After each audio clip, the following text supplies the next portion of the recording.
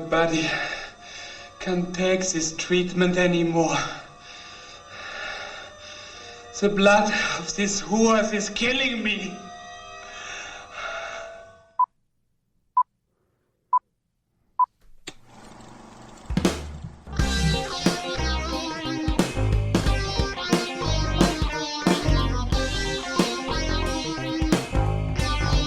Chris Scouser here with Matt Howell. Matt, you're looking at me funny. Do you not know what that obituary clip was from? No, I don't. Udo Kier passed away, and that is from Blood for Dracula. Okay. It's like one of the famous lines from that, clearly. The blood from these whores is killing me. This week on the first run, Matt and I are going to venture once more into the 1940s to watch a legendary Finnish warrior dispatch a bunch more baddies in Sisu, Road to Revenge. Plus, it's the return of Matt's favorite guest with a 2025 gift guide for the movie lover in your life. Or maybe just for you, right? Really, because it's Christmas. And this is when you should really just think about yourself. All right, Matt. Let's go ahead and hear a clip from Sisu, Physics Be Damned. Nope, sorry. Road to Revenge. Yegor Dragonov, you killed hundreds of civilians, including the family of a Finnish commando who took revenge and became a legend. The legend entered Soviet Union 10 hours ago. I'm sending you to clean up your mess. I think the legend has been homesick. Go on.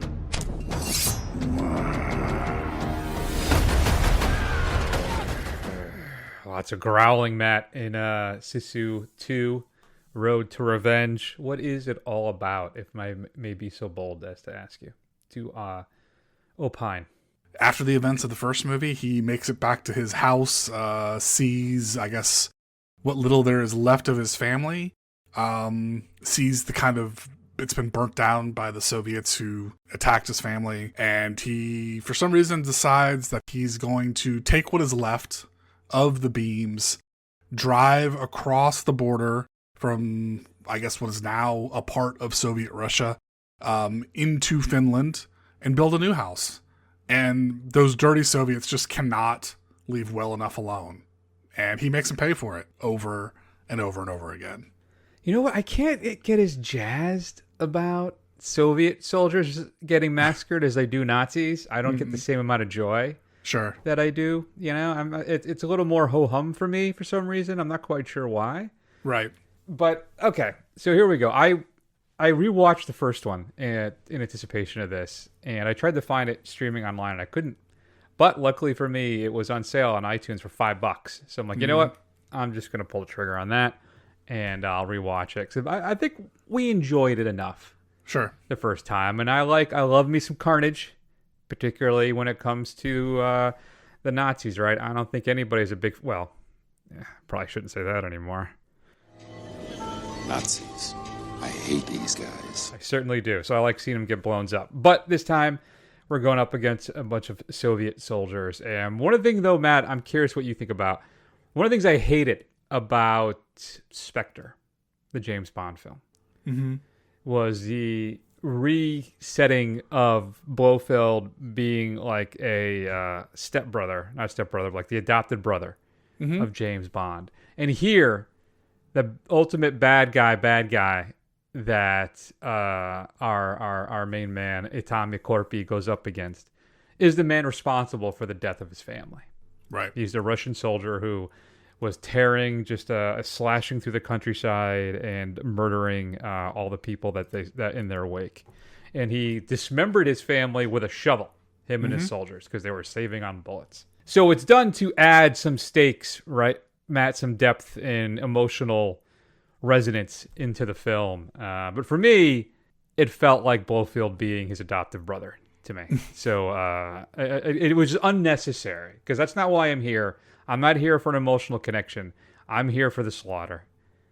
What were your thoughts? What do you think about that? I mean, I thought it was fine. I mean, I guess you don't really find any of that out. the main guy doesn't really find any of that out until the very end, right? So it's not like that's what's driving him. So I was okay with it. And who's that? Who's the actor? Who's a noted that guy? Stephen Lang. Yeah, Stephen Lang. Thank you. Avatar. I thought it was nice to see Breathe. him. He's fun as a Tombstone. I rewatched Tombstone the other day. Did you? Yeah. He's in that too. I forgot he's in that. He plays the cowardly cowboy. Yeah, that's right. I remember that. Yeah. But overall, I mean, it's more. It's dumber. But on some level, I kind of appreciated that more because it was dumber and just leaned into its ridiculousness. I don't know. I remember being underwhelmed by the first one, and I think maybe just my lowered expectations made me have a better time at this. I had the exact opposite reaction. Yeah, I don't know if it's because I've been spoiled by like stuff like The Raid or particularly the John Wick franchise, but I found this one just to be absolutely ridiculous. Just as I said, physics be damned. There's a lot of stuff in here that it's just not even remotely possible. The stuff in the earlier film, all right, sure. Like when him hanging on the plane is just taking off with his pickaxe and being able to, all right, fine. That would not be possible. But here we get like 3 or 4 really just preposterous events, like the truck plane ramp thing. Yeah. Absolutely not. Or when he puts the cover over the truck to preserve his wood by picking up, I'm assuming, this wooden gate thing that must weigh how much?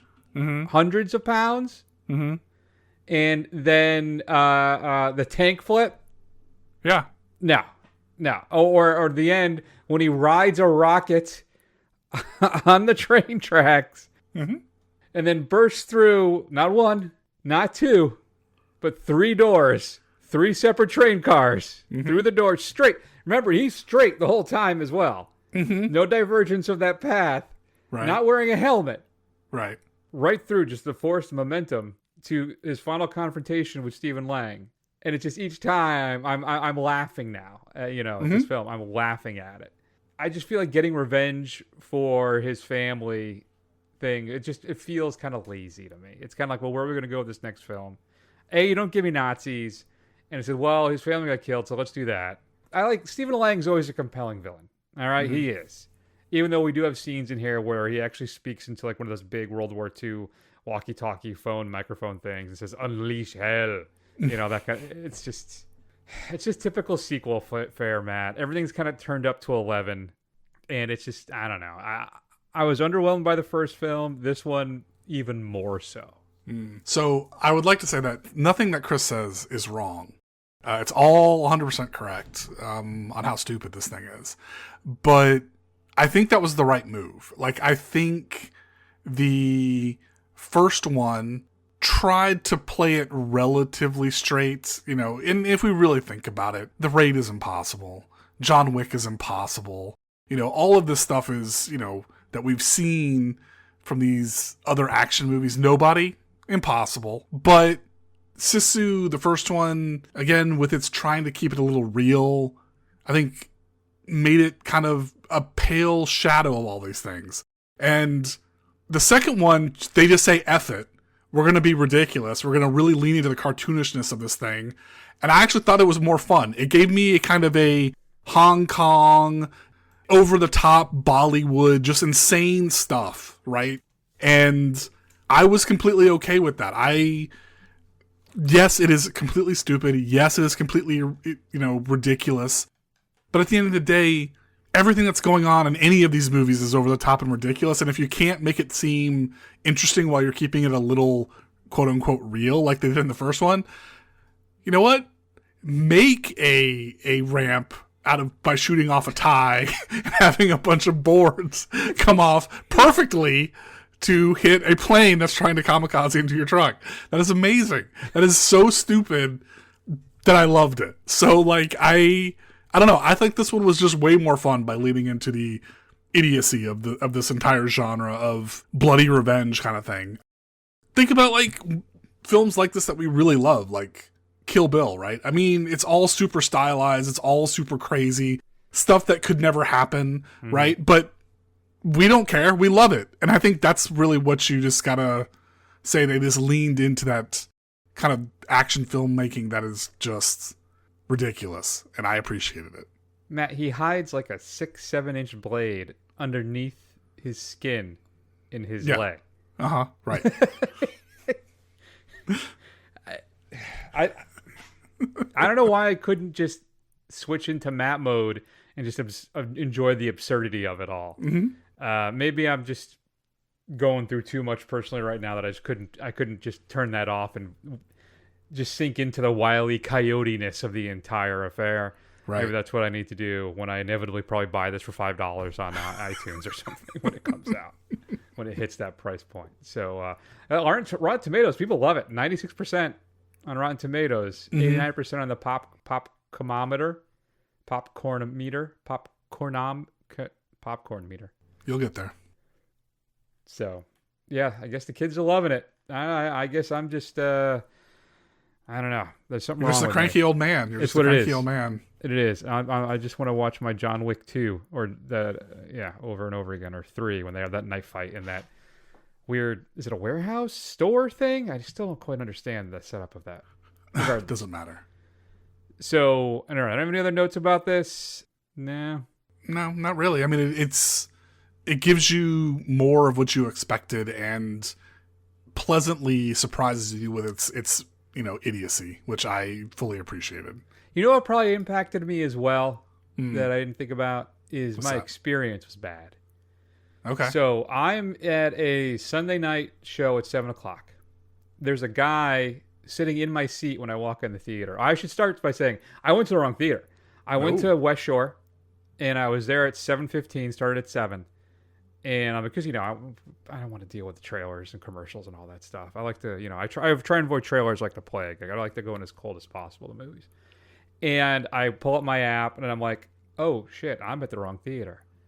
I have basically 10 minutes to get across town. Now, granted, I was able to jump on the highway, and I got there, and there was still, the last trailer was playing when I walked in. I got very lucky.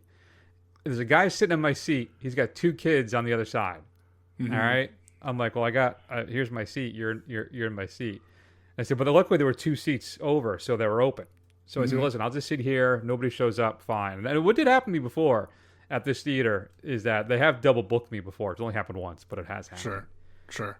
So he's got his 2 kids with him at a hyper-violent film, and the kids get up and go to the bathroom or leave the theater like every 10 minutes, and this son of a bitch falls asleep 15 minutes into this movie. And this cat is snoring. At one point, his kids poke him and like, Dad, because he's like legit like echoing through the theater snoring. Right. So it was just all around a horrible. That's why I prefer to go on Monday nights. Fewer people. I like people. I love people, but I hate people. I hate them. Matt, I'm giving this a C+. Nah, I'm going to give it a B. That's what we gave the last one, by the way. The first one we gave it to B's. I can't give it a B+. I can't give it a B+. It is better than the other one. If I were to re-rank them today, I would give the first one a B-. Maybe if it had like legit Looney Tunes sound effects. Like if he pulled out like a box of dynamite that said Acme on the front of it or something.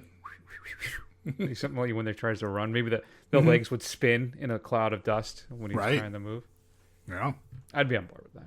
If you had a chance to see Sisu Physics Beat, that's actually what I wrote it. Road to Revenge, which is currently in theaters. Shoot us an email at feedback@thefirstrun.com. I'm trying to figure out which is the most offensive to, and offensive, whatever. Which is the most ridiculous for me, the entire thing. I think it's the plain wood ramp thing. Because like you said, all the things that have to happen perfectly for that, even then it wouldn't happen. The plane would hit the truck, would obliterate that wood and everything, or it's him as a human cannonball. Out of all of them, Matt, which one do you think is the most over the top? I think the one that's the most over top is the tank flip. Yeah. Because not only is he completely fine being flipped by a high explosive multiple times in a tank, his dog that is not strapped down is also fine in the tank. So that's the one. Yeah, you're probably right. I was very happy the dog nothing happened. I can tell you how angry I would have been if I sat through this and then something happened to that dog. But thankfully, it does not. So. Yeah, I was thinking about that the whole damn time as I'm watching this thing. I'm like, you know what? It's going to go down like at least 2 letter grades if something happens to that dog. Yeah. All right. Good enough for me. All right, Matt.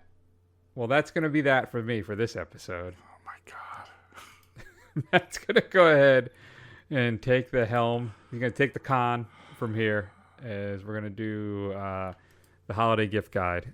So I thought I'd pull something for you. What did I do with it? Here it is. All right. Yeah, I guess that's it. I don't know what I'm talking about. All right. Everybody take care. And then I'll see you all next week. Go ahead, Matt. Take it over. Okay, well, here's our 12th go at this of the holiday gift guide. Somehow Chris insists on doing this, but he never stays for it, ever. Amazing. Seems like I'm getting a Skype call. That's pretty old. So I'm going to answer said Skype. Click. Ho, ho, ho, ho. Oh, Matt, have you been, buddy? It's good to see you. I've been counting down the days, Santa, for this to happen. You're welcome. I didn't make it last year. I had some issues, and I guess first off I should say 6, 7. Is that what it is now? You got to do this while you do it. You got 6, 7. There will be no video on this, from what I understand. So what happened last year? I could probably provide a brief explanation of what happened. The elves decided to unionize, and I had to take some swift action.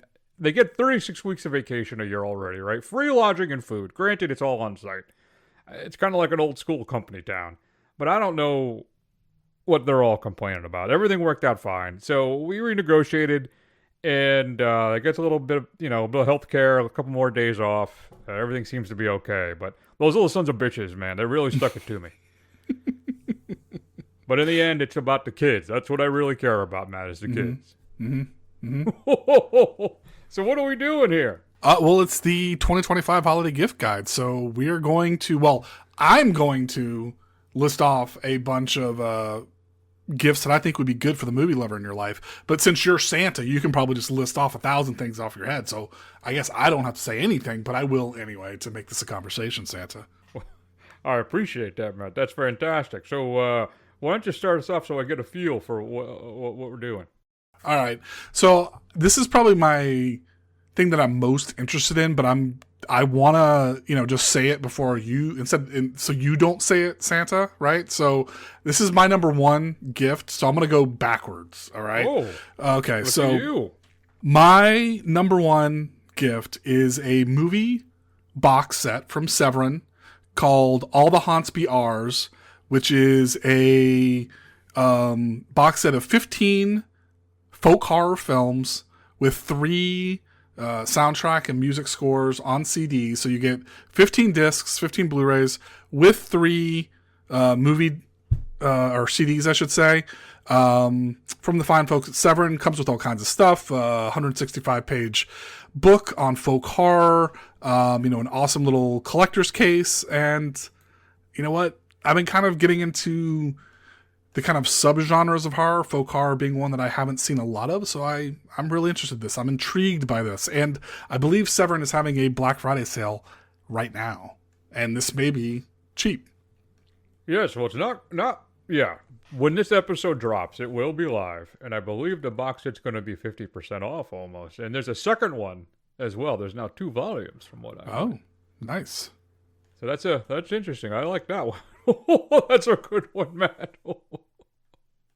I'm going to go for my number 5. I'm going to work, I guess it doesn't really matter. But they're on Etsy. You can get this as a koozie. You been drinking today? I've had a few. A few what? A few small beers. That's right, kids. A few small beers. Benicio del Toro as a koozie for your beers. And I'm very excited. I may have already ordered one. So it's going to run you about $8. So you're going to definitely want to go check that out. And if you haven't seen One Battle After Another, it's Santa's favorite film of the year. You know how anti-capitalism I am. Mm-hmm. It's very true. I give out the toys, don't remember. I don't charge people for them. Fair enough. All right. So then my next one is a ridiculous collaboration between A24 and a company called Joya. They have made a series of soy candles for the low price of $48 each that are supposed to invoke the smells of a film genre.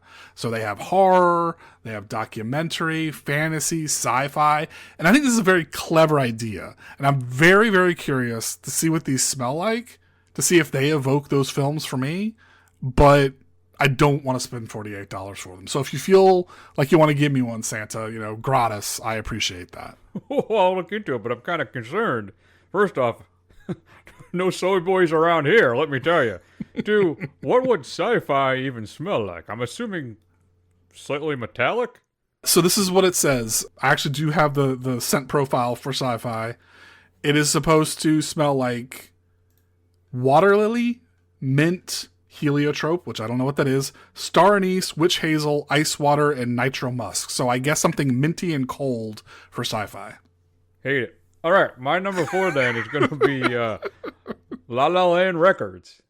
They produce film soundtracks, lots of rare indie stuff, or just small movies, perhaps, but also do a lot of big stuff too. Soundtracks that you think you'd never really see. La La Land does a great job of putting them out, but what the thing they've been focusing on in the last few years is the James Bond soundtracks. So you can pick those all up on CD, and they actually have a couple vinyls, one for Goldfinger and one for Moonraker. But Santa's been getting those James Bond soundtracks for your co-hosts there every time they put a new one out. It's really good. They have expanded versions of them as well.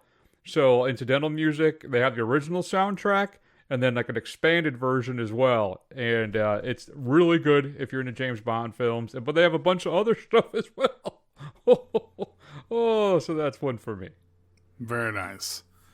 Yeah, I mean, are they going to have an Octopussy version of the soundtracks someday? Oh, I'm sure they already do. Oh, fantastic. Yep, knocking stuff over. They already do. And Chris Galzo already has it. Of course he does. Of course he does. All right, so then my next one is a book, because I'm always putting a book on here, just because it's good to read sometimes. It's called Letters from Hollywood Inside the Private World of Classic American Filmmaking. You can read the correspondence and letters of famous directors and actors from old Hollywood. So Alfred Hitchcock, Marlon Brando, Katharine Hepburn. So I think it's an interesting look into Hollywood in their own words. Old Hollywood. Very cool. That sounds like a lot of fun. Mm-hmm. And I will say, too, On Her Majesty's Secret Service is currently available as well, which may be the best James Bond score. My number 3... Well, before we get there, I want to talk to you a little bit, Matt, about something that bothers me. Okay. When you watch TV with the commercials, if you're still like me, you still have, I don't know, my TiVo stopped working years ago. Santa's like Jack now. And it's really unsettling. Like, he's a handsome, chiseled jaw, 6-pack, 12-pack, I don't know, no sleeves, all ripped. It's very disconcerting. I'm thinking about like going on Ozempic or something, but it's, I don't like it. I don't like it, Matt. Do you like your Santa's all jacked, or do you like a little more traditional Coca-Cola cuddly Santa? I think you need a cuddly Santa. But if you're already jacked, what would the Ozempic do for you? Why wouldn't you just stop working out and eat more cookies? Well, but I mean, for me, I'm not currently jacked. Oh, I see. Gotcha. So should I do it and chase the jacked Santa look? I don't want to. Yeah, I don't think so. I think you should skip. I think you should pass on that, Santa. You're perfect the way you are. Oh, thanks, buddy. I'm going to go with then, exclusively to the Godzilla store, the Shin Godzilla Blu-ray Deluxe Collector's Edition. You'll be able to get Shin Godzilla in 4K, but it's the only way to get the orthochromatic version of the film, which is basically, I believe, black and white with little hints of color. It's supposed to be really cool, and you can only pick it up from the Godzilla store. It's going to run you about $55 large. Well, $55, not $55,000. But you sign up for an email, you get a good 10% off on that as well. Save yourself a little cash, a little scratch, a little cheddar. And you get that shipped right out to you. So nice. I think Chris Scalzo ordered that as well. Oh, of course he did. I'm glad Chris Scalzo is buying for the most important person on his list himself. Yes. That is right. All right, so my next one is for those of you who fly all the time. Obviously, the airlines have gotten a little less stingy about showing movies on their flights, right? That you can just see. But what if you don't want to use the crappy earbuds or headphones that the planes or airlines give you? Well, you can get something called an AirFly Pro 2, which will plug in to the actual outlet on the plane, but then we'll give you a Bluetooth signal to your fancy Bluetooth headphones. Apparently it is much improves the experience. Headphones are much comfortable, sounds better, free, gives you ease of movement. I think you should check it out if you fly a lot. If you don't, then it's not for you. Shanna uses a Sony Walkman. Was it WM3 something for his Bluetooth headphones for his airplane travel? Work Very great. good. But I also have to bring an iPad though or something though too. While we're the whole Slate thing and the Ranger is basically I don't have to really do anything at this point.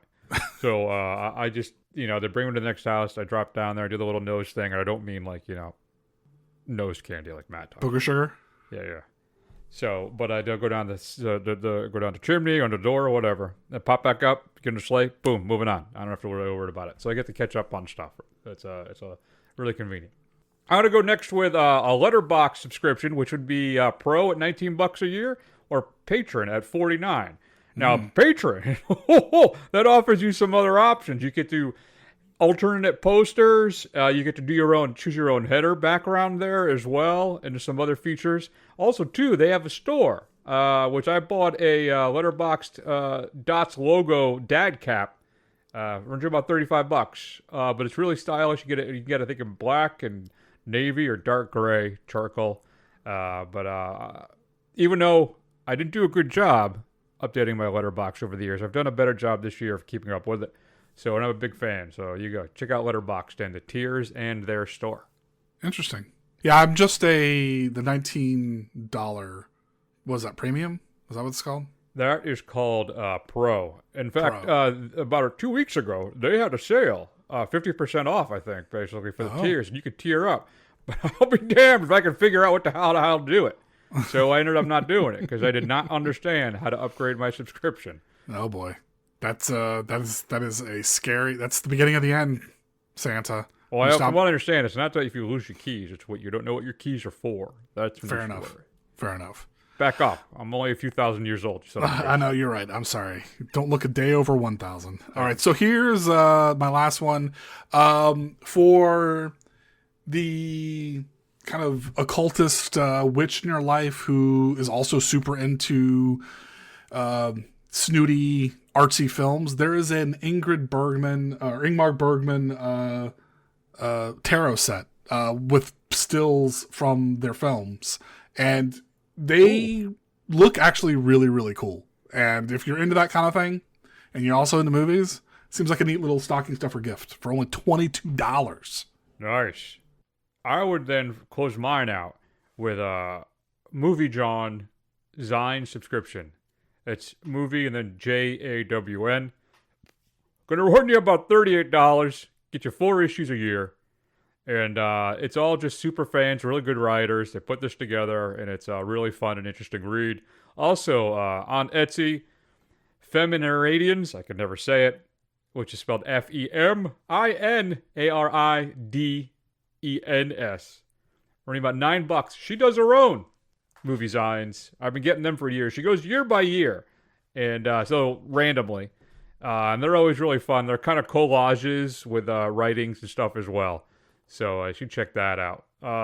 Anything else, Matt? I'm running about $9. I don't know if I said that. No, I think that's it. I mean, obviously there's lots of the kind of typical things we've gone over for the past few years that are always a good option, but these are some things that I don't think we've talked about before, so. Yeah. I mean, yeah. That's great. All right, Matt. Well, that was a lot of fun. It's good to see you again. And I do have to say, though, is there anything you want to tell me? Because when I'm looking at this list, you are teetering on the edge of naughty, my friend. And you got like 1 month to straighten your shit out. So, I always manage, Santa. I always manage. So don't you worry. I'll make the nice list. All right. I'm counting on you, buddy. Sounds good. What are you talking about next week? That's a great question, because Scalzo and I were just discussing that, and we came up with something on the fly, but I was only half listening to him at the time, so I forgot. Maybe you can use your Santa powers and read his mind and tell me what it is. Yeah, it's something called like Train Wars or Train Dreams or something like that. It's on Netflix. All right, so I'm glad that Chris doesn't know either while you were trying to read his mind what it was supposed to be called. Well, written here in the calendar is Train Wars, but I'm fairly confident that's not right. So, Joel Edgerton, something about a guy, trains. I don't know. It's supposed to be very, very good. Fantastic. All right. Very good. All right. Well, you feel like, can you take it out? Close up. No, it's... You know what, actually? I want you to take us out, Santa. Come on. That'll be my Christmas present. The hell with this. Oh, hey, Matt. What's up? I'm back. Oh! You just missed him. Did I? Again. I know what it is. I left my keys behind, so I had to log back in and grab my keys. So I would Fair know enough. what to do. You know, you do need to log back in when you pick up your keys. That is for sure. True. That's my grandfather always told me that when I was a little kid. So yeah, some Train Wars thing is what's coming up next week. In the meantime, you could check us out on Facebook. Really? Not really. Instagram, Blue Sky, and YouTube. Just do a search for The First Run. Scroll. Eventually you'll find us. Head on over to Apple Podcasts. Give us a review to help other people find the show. Thankfully, you only have to sit through this once a year. And then, where else? Oh, thefirstrun.com. Archives of all the old shows. Report card, which I will be updating this week, Matt, I promise. And there's a little player there, too. You can just hit play, and then it'll start rifling through shows for you. You can go to sleep just peacefully listening to us. And hopefully nothing vulgar or some screaming film clip that will rest you from your wake. But that is that. All right. So we're going to go ahead, Matt, now. I can't find my button. Why is this not responding? I'm trying to close this out. There we go. And that's it. We're going to take an extended break. Love you all very much. If you celebrate Thanksgiving, I hope it's a good one. If you don't, I get it. I'm never a big fan of the holiday myself. Don't like turkey. And that's that. Take care. We love you all very much.